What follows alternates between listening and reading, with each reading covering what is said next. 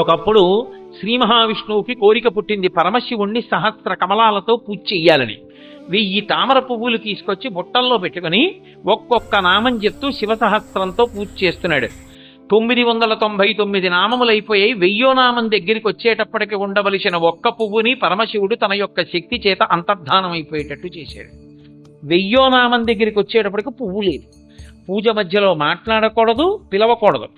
1000వ తామర పువ్వు తక్కువైపోతే చూశాట. ఓహో, పరమశివుడు ఒక పువ్వు కనపడకుండా చేశాడు. నా కళ్ళు తామర పూలలా ఉంటాయని వర్ణిస్తారు. రామ కమలపత్రాక్ష అంటారు కదా. రాముడు కమలపత్రముల వంటి కన్నులు ఉన్నవాడు. తామర పూలలా ఉంటాయి శ్రీ మహావిష్ణువు యొక్క కళ్ళు. కాబట్టి ఓ కన్ను పెకలించి శివుడి మీద నేను వేస్తానని ఒక కనుగుడ్డు పెకలించి పరమశివుడి పాదాల మీద పెట్టాడు. వెంటనే పరమశివుడు ప్రత్యక్షమై, ఇంత భక్తితో ఇన్ని మాటలు నన్ను సేవించావు కాబట్టి నా శరీరంలో అర్ధభాగం నీకు ఇస్తున్నానని సగం శరీరాన్ని విష్ణువుకి ఇచ్చేశారు. అందుకే హరిహర స్వరూపం అని ఒక రూపం. అందులో శివుని యొక్క సగభాగం విష్ణువు అయి ఉంటారు.